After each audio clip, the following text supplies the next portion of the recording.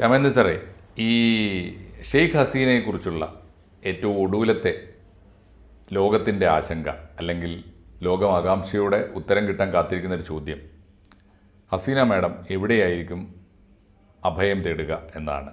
തൽക്കാലത്തേക്ക് ഇന്ത്യയിൽ സുരക്ഷിതമായിട്ടുണ്ട്, എവിടെയുണ്ട് എന്ന് ഇന്ത്യക്കാരോട് പോലും പറയാതെ ഈ അതിഥിയെ ഒരു ദേവതുല്യമായ ബഹുമാനത്തോടെ ഇന്ത്യ പോറ്റിക്കൊണ്ടിരിക്കുകയാണ്. ദിവസങ്ങൾ മാത്രമേ ഉള്ളൂ, ഇവിടുന്ന് അവർ പറക്കും. അവർക്ക് പറക്കാനുള്ള സാധ്യതകൾ UK ആദ്യമേ അടച്ചു കഴിഞ്ഞിട്ടുണ്ട്. അവർക്ക് അവിടെ സാധ്യതകൾ ഉണ്ടായിരുന്നു. രണ്ടാമത് US വിസ നിഷേധിച്ചിട്ടുണ്ട്. അതുകൊണ്ട് അത്തരത്തിലുള്ള വൻകിട ചോദ്യങ്ങളൊന്നും ഇപ്പോൾ ഇല്ല. ഇനി അവരെങ്ങോട്ട് പോകും എന്നതാണ് ചോദ്യം. അത് നേരത്തെ വന്നിരുന്ന ചില സൂചനകൾ ഫിൻലാൻഡിലേക്ക് പോയേക്കാം, ബെലാറസിലേക്ക് പോയേക്കാം എന്നൊക്കെ ഉണ്ടായിരുന്നു. അത് സംബന്ധമായി ഏറ്റവും ഒരു പുതിയൊരു സൂചന തെളിഞ്ഞു വന്നിരിക്കുന്നു എന്നാണല്ലോ ഇപ്പോൾ സാറിൻ്റെ പുതിയ നിരീക്ഷണം. ഷെയ്ഖ് ഹസീന ദുബായിലേക്ക് പോകാൻ സാധ്യതയുള്ളതായിട്ടാണ് ഇപ്പോഴുള്ള സൂചനകൾ.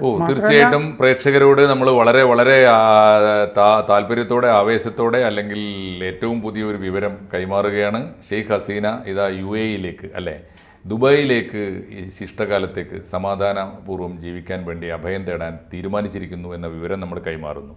അത് UK അവർക്ക് സത്യത്തിൽ ബ്രിട്ടനിൽ പോകാനായിട്ടുള്ള വിസയൊക്കെ ഉള്ളവരാണ് അവർ. അതെ.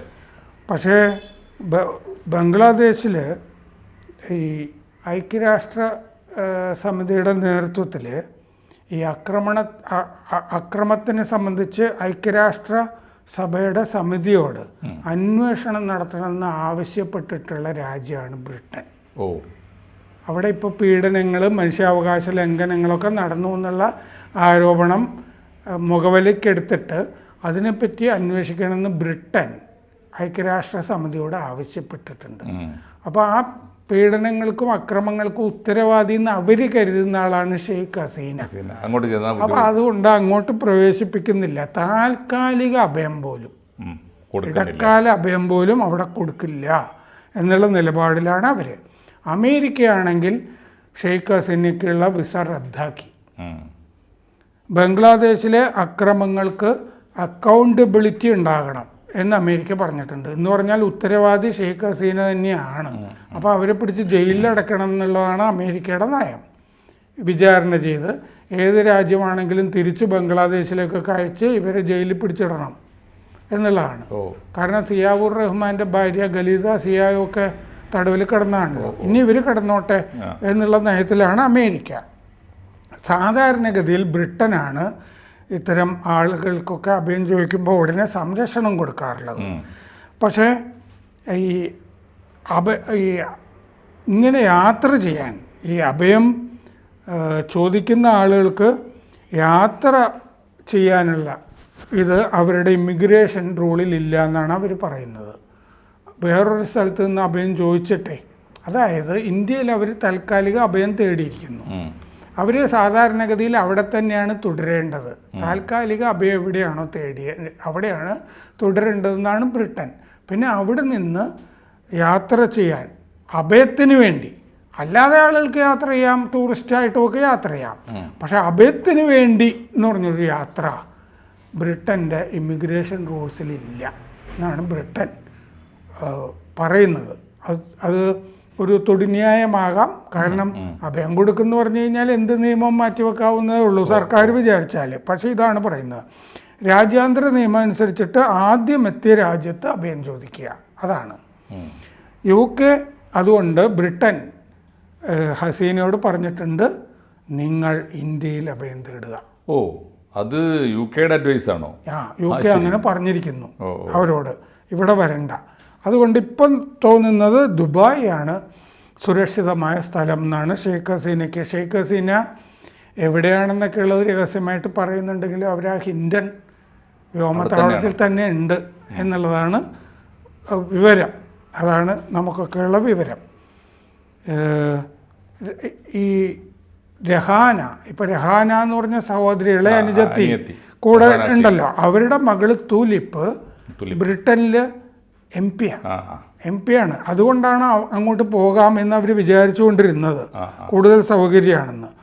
അത് കഴിഞ്ഞ് UAE, ഖത്തർ, ഈ പറഞ്ഞ പോലെ ഫിൻലൻഡ്, ബെലാറസ്, സൗദി അറേബ്യ, ഇതൊക്കെ ആലോചിച്ചുകൊണ്ടിരുന്നു ഓപ്ഷൻസ്. അതിൽ അവസാനമായിട്ട് ദുബായ് ആണ് സംസാരിച്ചു കൊണ്ടിരിക്കുന്നത് ഇപ്പോൾ. അപ്പോൾ ഇന്ത്യയിൽ ഇടക്കാലത്ത് എത്ര കാലം വേണമെങ്കിലും താമസിച്ചോളാനായിട്ട് ഇന്ത്യ പറഞ്ഞിട്ടുണ്ട്. അതിൽ കുഴപ്പമൊന്നുമില്ല. പക്ഷേ ഏറ്റവും വേഗം ആ സുരക്ഷിത സ്ഥാനത്തേക്ക് പോവുക എന്നും പറഞ്ഞിട്ടുണ്ട്.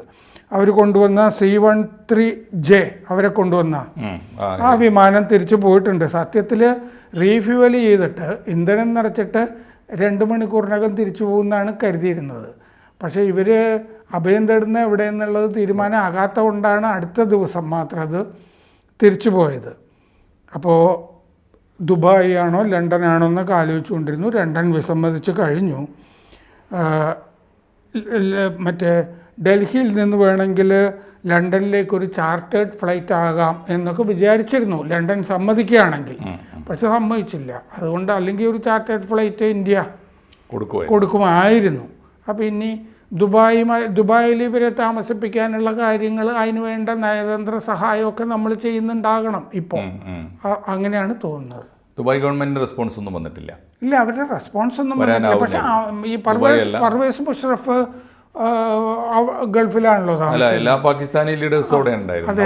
നവാസ് ഷെരീഫ് അവിടെയാണ് ഉണ്ടായിരുന്നത്. അപ്പോൾ അതിൽ വലിയ ബുദ്ധിമുട്ടുണ്ടാവാൻ വഴിയില്ല. പക്ഷെ സേഫ് ആയിരിക്കുമോ? ഇപ്പോൾ ദുബായ് എന്ന് പറയുന്ന ആധുനിക കാലത്ത് ഒരു വല്ലാത്തൊരു ഓപ്പൺ സമൂഹമാണ്. അപ്പോൾ അങ്ങനെ ഒരു എത്രത്തോളം നമുക്കറിഞ്ഞൂടാ, അതൊക്കെ അവർ ആലോചിച്ചിട്ടുണ്ടാവും. ഇത് നമ്മൾ ആലോചിക്കുമ്പോൾ നമ്മൾ ഈ ബംഗ്ലാദേശിലെ വിദേശ ഇടപെടലിനെ പറ്റി ധാരാളം ചർച്ച ചെയ്തതാണ്. അപ്പോൾ പ്രേക്ഷകർക്കും അതറിയാവുന്നതാണ്. ആ രാജ്യങ്ങളുടെ കാര്യം നമ്മൾ ആലോചിച്ച് നോക്കുക. ഇപ്പോൾ അമേരിക്ക, ബ്രിട്ടൻ, ആ 2 രാജ്യങ്ങൾ യൂറോപ്യൻ രാജ്യങ്ങളോടൊക്കെ ആവശ്യപ്പെടുകയാണ്, ഹസീനയെ നിങ്ങൾ സ്വീകരിക്കരുത്, അഭയം കൊടുക്കരുത് എന്ന് പറഞ്ഞാൽ യൂറോപ്യൻ രാജ്യങ്ങൾ ആ വഴിക്കല്ലേ നീങ്ങുള്ളൂ. അതെ അതെ തീർച്ചയായിട്ടും. അപ്പോൾ അതുകൊണ്ട് ഇവർക്ക് വേറൊരു സ്ഥലത്ത് മാത്രമല്ല, അവർ ഈ ഫ്രാൻസ് താമസിപ്പിച്ചിരുന്ന മുഹമ്മദ് യൂനുസിനെയാണ് അവിടെ താമസിപ്പിച്ചുകൊണ്ടിരുന്നത് ഇത്രയും നാൾ. അപ്പോൾ അതുകൊണ്ട് അത്തരം രാജ്യങ്ങൾ ഇവർക്ക് അഭയം കൊടുക്കാനുള്ള സാധ്യത കാണുന്നില്ല പലതരത്തിലും. ഇന്ത്യയിലാണെങ്കിൽ നേരത്തെ നമ്മളിപ്പോൾ ദലൈലാമയെ സ്വീകരിച്ചിട്ടുണ്ട്. ശ്രീലങ്കയിൽ നിന്ന് വരദരാജ പെരുമാളിനെ കൊണ്ടുവന്ന് താമസിപ്പിച്ചിട്ടുണ്ട് നമ്മൾ. നമുക്ക് പക്ഷേ ഇവിടെ താമസിപ്പിക്കാനായിട്ട് പ്രയാസമൊന്നും ഉള്ളതായിട്ട് കാണുന്നില്ല. കുറച്ച് കഴിയുമ്പോൾ ഈ ബംഗ്ലാദേശിലൊരു ഇടക്കാല സർക്കാരാണ് മുഹമ്മദ് യൂനുസിൻ്റെ നേതൃത്വത്തിൽ വരുന്നത്. അതിനുശേഷം വരുന്ന സർക്കാർ തന്നെ എത്ര കാലം ഉണ്ടാവും എന്നൊക്കെയുള്ള കാര്യമൊക്കെ ആലോചിക്കേണ്ടതാണ്. കാരണം ഒരു വിദേശ ഇടപെടൽ കൊണ്ടുവരുന്ന ഒരു സർക്കാരാണല്ലോ.